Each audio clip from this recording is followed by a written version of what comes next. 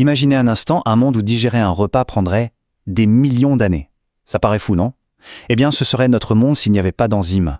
Aujourd'hui, on plonge au cœur de ces catalyseurs de la nature, de véritables machines moléculaires qui permettent à la vie d'exister, tout simplement. On va commencer avec une petite énigme, toute simple. Une pomme de terre posée sur un comptoir, elle ne bouge pas pendant des semaines. Mais la même pomme de terre, une fois mangée, est décomposée en quelques heures. Alors, comment ça se fait? Qu'est-ce qui change tout? La réponse est au cœur même de notre sujet. Regardons cette expérience. Première ligne, de l'amidon à 37 degrés, la température du corps, il ne se passe rien. Deuxième ligne, on pousse la température à 100 degrés avec de l'acide. Bon, ça marche, mais ce sont des conditions extrêmes. Et puis il y a la dernière ligne, la révélation. À 37 degrés, avec juste un peu de salive, la réaction s'enclenche en à peine 10 minutes. La clé, elle est donc là, dans la salive. Et cette solution quasi magique, ce sont les enzymes. C'est la réponse de la nature à ce problème de vitesse. Elles permettent à des réactions vitales de se produire très vite et dans des conditions douces, compatibles avec le fait d'être en vie. Pour comprendre, il faut imaginer que chaque réaction chimique, c'est comme devoir pousser un énorme rocher en haut d'une colline. Cette énergie qu'il faut fournir pour arriver au sommet, c'est ce qu'on appelle l'énergie d'activation. Et le truc, c'est que dans notre corps, la plupart des réactions n'auraient jamais assez d'élan pour franchir cette colline toute seule. Et c'est là que le génie des enzymes entre en jeu. Elles ne vont pas nous aider à pousser le rocher plus fort, non. Elles font quelque chose de bien plus malin. Elles creusent un tunnel directement à travers la colline.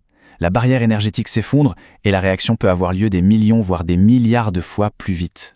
Et quand je dis plus vite, ce n'est pas une petite accélération. Prenons l'exemple de la phosphatase alcaline. Elle multiplie la vitesse de sa réaction par 10 puissance 17. C'est un chiffre qui donne le vertige.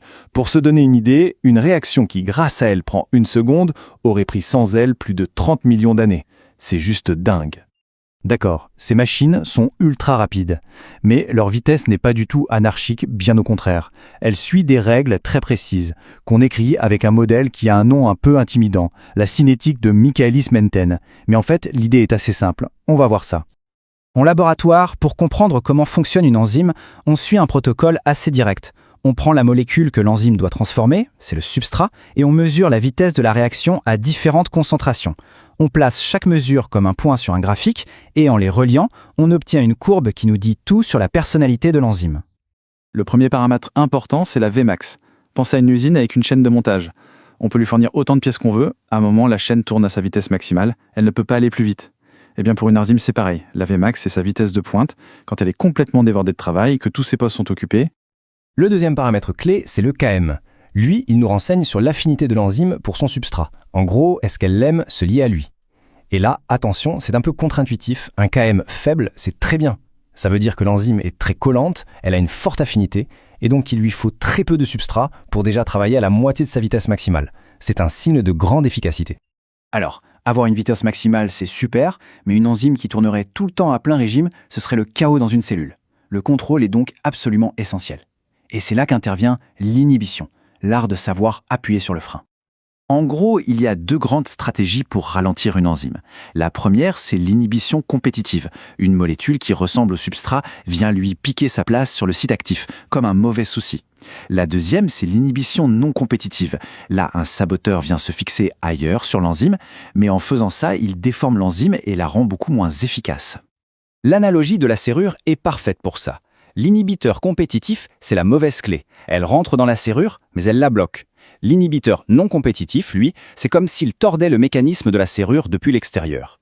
Dans le premier cas, si on met plein de bonnes clés, on a une chance d'ouvrir la porte. Dans le second, on peut essayer autant qu'on veut, la serrure est cassée. Maintenant, on passe à un niveau de contrôle encore plus subtil, encore plus élégant, l'allostérie. Ce n'est plus un simple bouton on-off, mais plutôt un variateur, un potentiomètre, qui permet de régler très finement l'activité de l'enzyme. En fait, ces enzymes allostériques peuvent exister sous deux formes. Un état tendu, qu'on appelle T, qui est peu actif, et un état relaxé, R, qui lui est très actif. Et tout l'enjeu, c'est que des molécules régulatrices, des activateurs ou des inhibiteurs, peuvent se lier à l'enzyme pour la forcer à rester dans l'un ou l'autre état, et donc moduler son activité avec une très grande précision. Et cette régulation si fine, on la voit sur le graphique. La courbe n'est plus une simple hyperbole, elle prend une forme de S, une sigmoïde. Ça, c'est le signe d'un phénomène génial, la coopérativité. En gros, la première molécule de substrat a un peu de mal à se fixer, mais une fois qu'elle est en place, elle change la forme de toute l'enzyme. Comme pour dire aux autres, c'est bon, la voie est libre. Et les suivantes peuvent se lier beaucoup plus facilement. C'est un véritable effet d'emballement. Bon, tout ça c'est passionnant, mais concrètement, à quoi ça sert de savoir tout ça? Eh bien, ça sert à quelque chose de fondamental. Parce que mesurer l'activité des enzymes est devenu un outil de diagnostic médical absolument majeur. Le principe est vraiment simple. Nos organes sont pleins d'enzymes qui leur sont propres.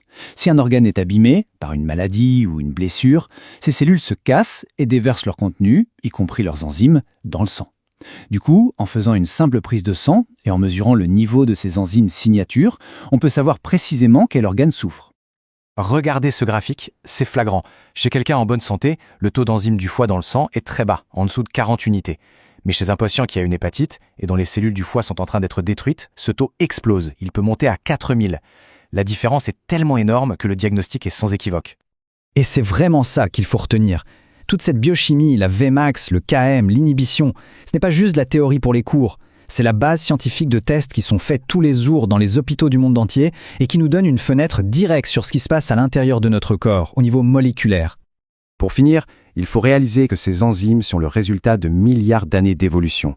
Elles fonctionnent avec une vitesse et une précision qui dépassent l'imagination. La vraie question pour le futur, c'est qu'est-ce qu'on sera capable de faire en médecine, dans l'industrie, partout, le jour où on saura nous-mêmes concevoir et construire de telles machines sur mesure? La question reste ouverte,